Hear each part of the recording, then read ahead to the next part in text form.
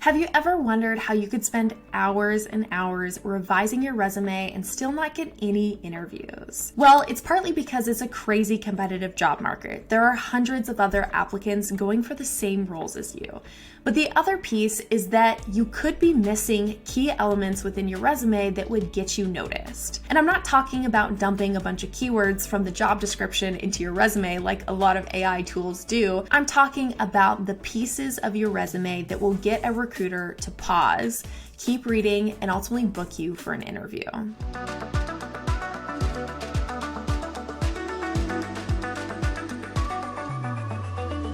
Hi everyone, I'm Maddie from Better Career, and as a former recruiter, hiring manager, and now career coach, I've seen thousands of resumes. And at service level, a lot of them look great. They've got cool graphics, great headshots, eloquent fonts. But despite the hours that went into creating those resumes, they're still missing the mark. And it turns out that a good-looking resume isn't as effective as a relevant and easy to read resume. So in this video, I'm going to walk you through how you can craft a resume that's effective, relevant, and that won't just get seen, will actually get you interviews. So let's dive in.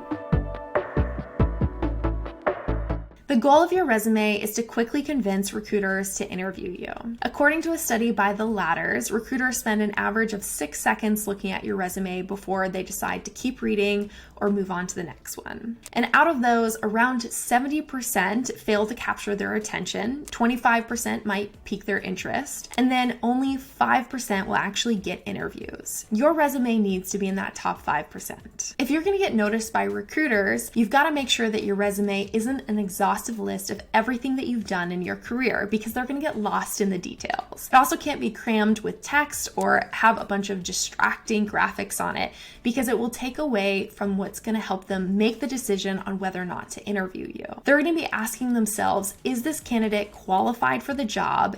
And do they have enough skills and experience to justify me taking the time to book an initial screening? Trust me, because I used to be a recruiter. Time is precious, and they're not going to waste time when they don't feel like that you're a fit. The best way to increase their confidence and ensure that you get the interview is to make sure that your resume is a skimmable snapshot of the most relevant skills and experience that you have that demonstrate your fit for the role. Now, that's easier said than done. Let's talk about where resumes typically fall short. Number one, your resume has too much information or has irrelevant information. Like I said earlier, your resume shouldn't be an exhaustive list of everything that you've done in your career or reflect your total life story. Instead, it should focus on the skills and experiences, projects, and even certifications that are most relevant to the role that you are applying for. So it's important to go through every section in your resume and every bullet. And if it's not relevant for your target role, then take it out. If it's not adding value, then it's taking away from what matters most. Number two, your resume focuses on interpersonal or soft skills. Now, something like communication is a skill that's essential for most jobs, but it doesn't belong on your resume. And that's because interpersonal skills are going to be evaluated within the interview and in your correspondence with the interviewers, not on a resume.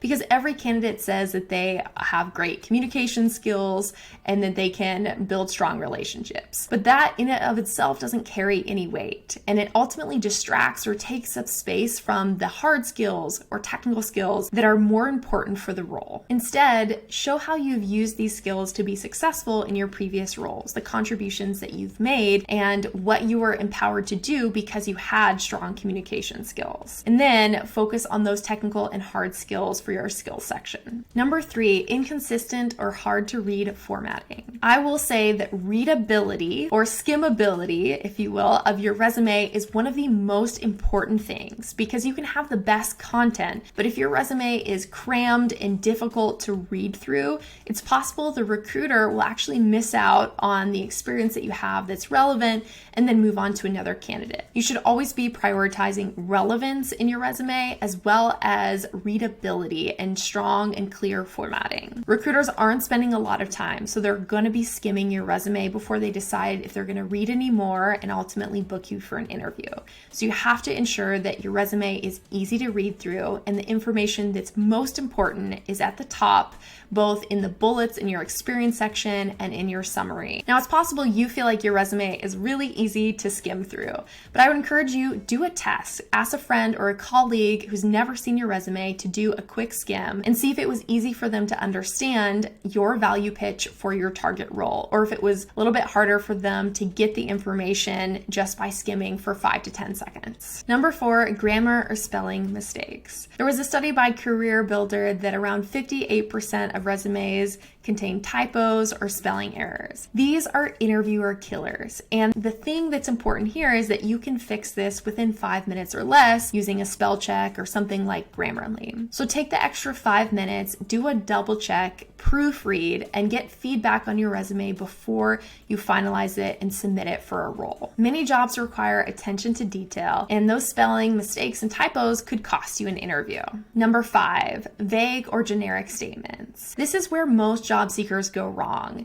They focus on putting their job responsibilities and duties and tasks on their resume and even LinkedIn, but they're not talking about their contributions or their achievements or the value that they brought to the table. So you want to focus on the things that you did that had an impact, not just on what you did every day. Let's take a look at 2 examples. Number 1, you oversaw team projects. That's pretty vague. It's giving some insight into what you did in that role, but it doesn't talk about how many projects, the types of projects, what you accomplished. Another example could be improved sales performance through relationship building. Also very vague, pretty generic. So instead, if we take those and focus on the impact of your contributions and quantify those, then you could have something like led a team of 5 on a project that increased annual revenue by $50K utilizing agile project management techniques. Or for the sales example, boosted sales by 30% in 1 year by implementing a new lead qualification process. Specifics and numbers make your accomplishments stand out, and it's going to be more attractive to recruiters and hiring managers. It's worth putting in the extra effort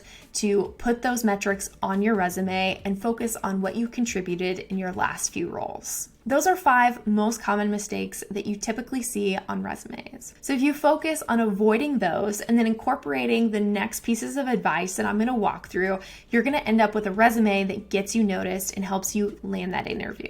If you were in an interview and a hiring manager asked you, why are you a fit for this role? You know that you only have about 1 to 2 minutes to deliver a compelling pitch as to why you're the perfect person for that role. You would choose your words very wisely. You would focus on very specific examples and strengths and skills that you bring to the table that are customized and personalized to that role so that you can make the most effective and compelling case to that hiring manager as to why they should hire you. That's exactly how you want to think about your resume. It is a 1 to 2 minute pitch or 1 to 2 page pitch of why you're the perfect fit for the role and why you're going to be successful.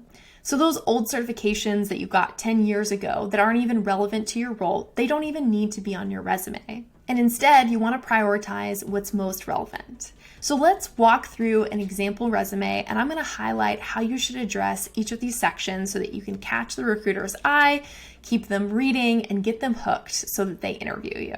Let's start with the header at the top. You want to make sure that your header reflects the target role that you're pursuing. Recruiters and hiring managers are looking for keywords, and more specifically, they're looking for relevant job titles. To make this as obvious as possible, include your job title as your headline. Below the header, you have your summary. Now for your summary, you want to ditch those generic statements or objectives that you typically see on resumes. And instead, is to be a highlight reel of your accomplishments and a quick summary of your experience. Include your years of experience, specialized expertise, whether it's the industry or type of technology you've worked with or sold, and then the most impactful skills and contributions that are relevant to your target role. As you can see here in this example, we have an experience summary at the top and then key highlights and achievements bulleted below. For your experience section, you want to focus on achievements, not just job duties. Use strong action verbs and quantify results whenever possible.